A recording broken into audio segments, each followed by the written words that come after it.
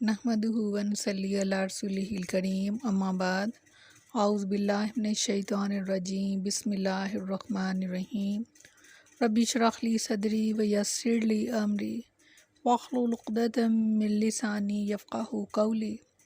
अस्सलामु अलैकुम व रहमतुल्लाहि व बरकातुहू। कैसे हैं आप सब? इंशाअल्लाह खैर वाफ़ियत से होंगे। अल्लाह ताला आप सबको अपने हिफ्ज़ व मान में रखे, आमीन सुम्मा आमीन। तीसरा पारा सूरह बकरा, लफ्ज़ी तर्जुमा। व इन और अगर का ना हो ज़ू उसरतन तंगी वाला फ़नाज़िरातुन तो मोहलत देना लाजिम है लल मैसरा उसकी आसानी तक। वान और अगर ये कि तसद्दक़ू तुम सदका कर दो खैरुल लकुम तो बेहतर है तुम्हारे लिए। इन अगर खून तुम हो तालमून जानते।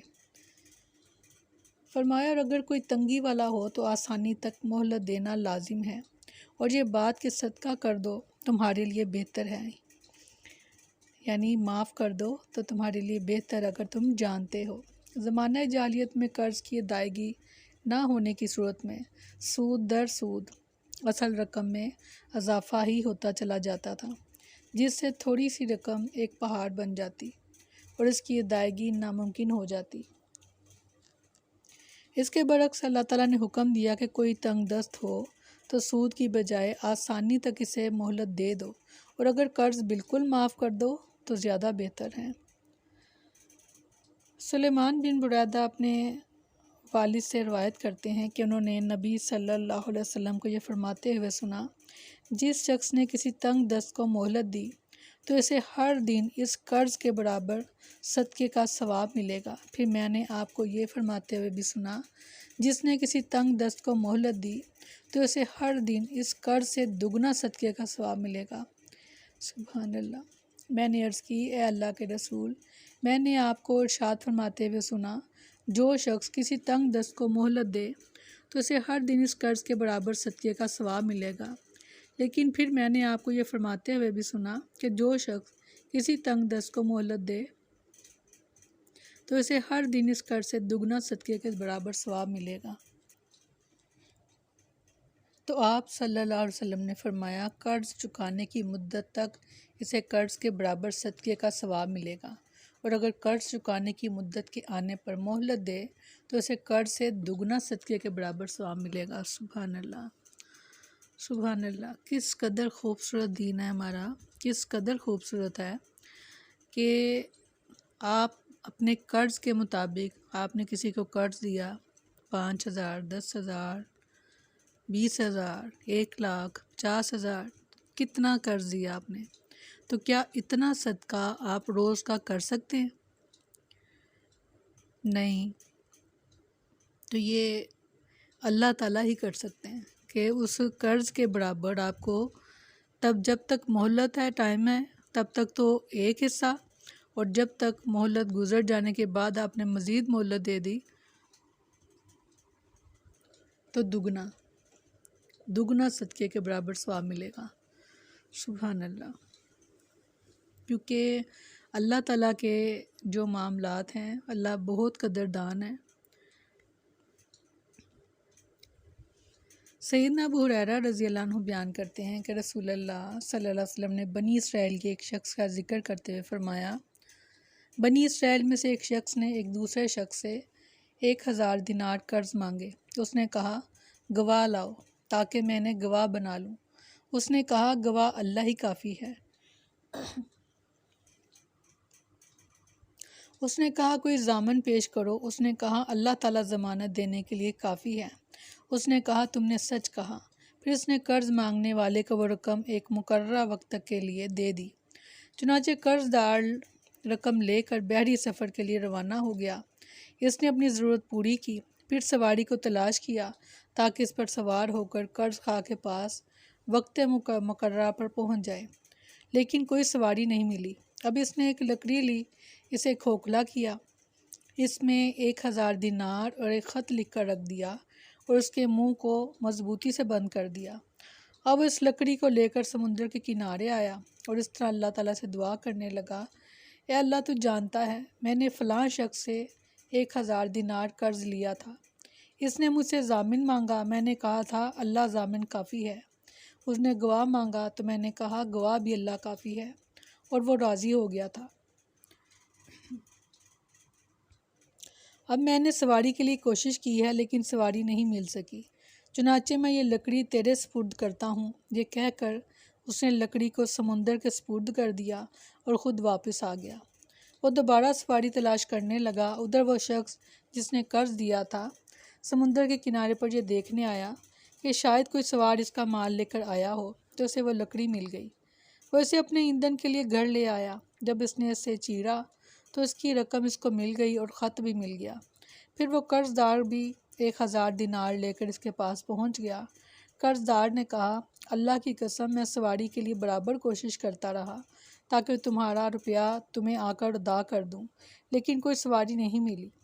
قرض خواہ نے کہا کیا تم نے مجھے کوئی چیز بھیجی تھی؟ اس نے کہا میں نے تمہیں بتایا ہے کہ مجھے اس سے قبل کوئی سواری نہیں مل سکی۔ قرض خواہ نے کہا بے شک اللہ نے تمہاری طرف سے رقم ادا کر دی جو تم نے لکڑی میں رکھ کر بھیجی تھی۔ اب تم یہ 1000 دینار لے کر خوشی خوشی واپس جاؤ۔ سبحان اللہ۔ یا ربی لک الحمد کما ینبغی لجلال وجہک وعظیم سلطانک۔ اللہ اکبر کبیرہ والحمد للہ کثیرہ سبحان اللہ بکرۃ واصیلا۔ سیدنا حذیفہ رضی اللہ عنہ بیان کرتے ہیں کہ رسول اللہ صلی اللہ علیہ وسلم نے فرمایا ایک شخص کی وفات ہوئی تو اسے پوچھا گیا کہ تو کیا کیا کرتا تھا؟ اس نے کہا میں جب لوگوں سے خرید و فروخت کرتا تھا تو خوشحال کو مہلت دے دیا کرتا تھا اور تنگ دست پر تخفیف کر دیا کرتا تھا تو اس کو بخش دیا گیا، یعنی یہ عمل اللہ تعالیٰ کو اس قدر پسند آیا کہ اس کو بخش دیا گیا۔ تو کیا وہ 5 10 ہزار 1 لاکھ 2 لاکھ 50 ہزار جتنا بھی آپ کے پاس 50 لاکھ بھی ہے، اس کے بدلے میں اگر آپ کو جنت مل جائے تو کیا یہ سودا مہنگا آپ کے لیے؟ نہیں۔ تو چھوٹے چھوٹے اعمال پر اللہ تعالیٰ نے بہت آسانیاں کر دیں امت محمدیہ پر صلی اللہ علیہ وسلم، تو ان آسانیوں سے فائدہ اٹھائیں۔ اللہ تعالیٰ ہم سب کو توفیق دے کہ ہم یہ کام کر سکیں۔ سیدنا ابو سعید خدری رضی اللہ عنہ بیان کرتے ہیں کہ عہد نبوت میں ایک شخص کو پھلوں کی تجارت میں کافی نقصان ہوا، جس کی وجہ سے اس پر قرض کا بوجھ بہت زیادہ ہو گیا، حتیٰ کہ وہ کنگال ہو گیا۔ تو رسول اللہ صلی اللہ علیہ وسلم نے فرمایا اس پر صدقہ کرو۔ لوگوں نے اس پر صدقہ کیا مگر وہ صدقہ اتنا نہیں تھا کہ قرض پورا ادا ہو جاتا۔ تو رسول اللہ صلی اللہ علیہ وسلم نے اس کے قرض خواہ سے کہا اس کے پاس تو یہی ہے، جو کچھ ملتا ہے لے لو، اس کے علاوہ تمہارے لیے کچھ نہیں، یعنی کہ ادھر بھی سفارش کر دی صدقہ دلوانے میں اور پھر قرض کو معاف کروانے میں بھی سفارش کر دی۔ تو اگر اس طرح کا کوئی نیکی کا آپ کے پاس کوئی موقع آئے، آپ کسی کی سفارش کر سکیں نیک کام کے لیے، تو ضرور آپ اس نیکی میں حصہ دار جو ہے وہ بنیں۔ اگر آپ کے کہہ دینے سے کسی کا بوجھ ہلکا ہوتا ہے تو آپ ضرور کسی کی مدد کے لیے ہر وقت تیار رہیں، کیونکہ بدلہ اس کا جنت ہے۔ سیدنا ابو ہریرہ رضی اللہ عنہ بیان کرتے ہیں کہ رسول اللہ صلی اللہ علیہ وسلم نے فرمایا ایک تاجر لوگوں سے لین دین کا معاملہ کرتا تھا، جب وہ کسی تنگ دست کو دیکھتا تو اپنے غلاموں سے کہتا کہ اس کو معاف کر دو، شاید اللہ بھی ہمیں معاف فرما دے۔ جب وہ فوت ہوا تو اللہ تعالیٰ نے اسے معاف کر دیا۔ سبحان اللہ۔ سیدہ عائشہ رضی اللہ عنہ سے روایت ہے کہ رسول اللہ صلی اللہ علیہ وسلم نے دروازے پر 2 جھگڑنے والوں کی آوازیں سنی، دونوں اونچی آواز میں بول رہے تھے، ایک ان میں سے دوسرے کو سے کچھ معاف کرانا چاہتا تھا اور چاہتا تھا کہ قرض خواہ اس کے ساتھ نرمی کرے، دوسرا یہ کہہ رہا تھا اللہ کی قسم میں ایسا نہیں کروں گا۔ رسول اللہ صلی اللہ علیہ وسلم باہر ان کے پاس تشریف لے گئے۔ آپ نے فرمایا کہاں ہے وہ اللہ کی قسم کھا کر کہنے والا کہ وہ نیکی نہیں کرے گا؟ اس نے کہا اللہ کے رسول میں یہاں ہوں، مگر اب اس کو اختیار ہے، یہ جو چاہے کرے۔ سبحان اللہ۔ فوراً ہی اپنی اصلاح کر لی۔ سبحان اللہ۔ اللہ تعالیٰ ہمیں ایسا تابعہ دار بنا دے۔ سمیعنا واطعنا، سن لیا، ہم نے سن لیا اور مان لیا۔ سیدنا ابو قتادہ رضی اللہ عنہ بیان کرتے ہیں کہ رسول اللہ صلی اللہ علیہ وسلم نے فرمایا، جس شخص کو یہ بات پسند ہو کہ اللہ قیامت کی سختیوں سے اسے نجات دے تو اسے چاہیے کہ تنگ دست کو مہلت دے یا بالکل معاف ہی کر دے۔ سیدنا ابو الجسر رضی اللہ عنہ بیان کرتے ہیں کہ رسول اللہ صلی اللہ علیہ وسلم نے فرمایا، جو شخص کسی تنگ دست کو قرض کی ادائیگی میں مہلت دے یا قرضہ معاف کر دے تو اللہ تعالیٰ اسے قیامت کے دن اپنے سائے میں جگہ دے گا۔ سبحان اللہ۔ سیدنا حذیفہ رضی اللہ عنہ بیان کرتے ہیں کہ روز قیامت ایک آدمی کو اللہ تعالیٰ کے پاس لایا جائے گا جسے اللہ نے مال عطا کیا تھا، تو اللہ تعالیٰ اسے پوچھے گا تو نے دنیا میں کیا عمل کیا، اور اس روز وہ اللہ تعالیٰ سے کچھ بھی نہیں چھپا سکتے۔ بندہ کہے گا، یا اللہ تو نے دنیا میں مجھے جو مال دے رکھا تھا اور میں لوگوں سے خرید و فروخت کرتا تھا اور میری عادت تھی کہ میں درگزر سے کام لیتا تھا، خوشحال سے آسان معاملہ کرتا اور تنگ دست کو مہلت دے دیا کرتا تھا، تو اللہ تعالیٰ عز و جل فرمائے گا، میں اس بات کا تجھ سے زیادہ حقدار ہوں، اے فرشتوں میرے اس بندے سے تم بھی درگزر کرو، چنانچہ اسے معاف کر دیا جائے گا۔ واتقوا، اور ڈرو، یومن، اس دن سے، ترجعون، جب تم لوٹائے جاؤ گے، فیہ، جس میں، الی اللہ، اللہ کی طرف، ثم، پھر، توفیٰ، پورا دیا جائے گا، کل نفس، ہر شخص کو، ما، جو، کسبت، اس نے کمایا، وہم، اور وہ، لا یظلمون، ذرا بھی ظلم نہ کیا جائے گا۔ اور اس دن سے ڈرو جس میں تم اللہ کی طرف لوٹائے جاؤ گے، پھر ہر شخص کو پورا دیا جائے گا جو اس نے کمایا، اور ان پر ظلم نہیں کیا جائے گا۔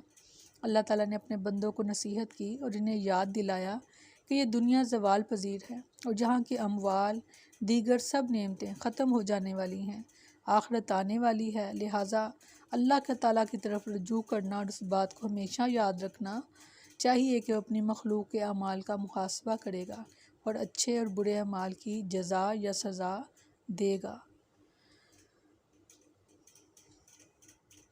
سبحانک اللہم و بحمدک، نشہد ان لا الہ الا انت، نستغفرک و نتوب الیک۔ سبحان ربک رب العزۃ عما یصفون، وسلام علی المرسلین، والحمد للہ رب العالمین۔ السلام علیکم ورحمۃ اللہ وبرکاتہ۔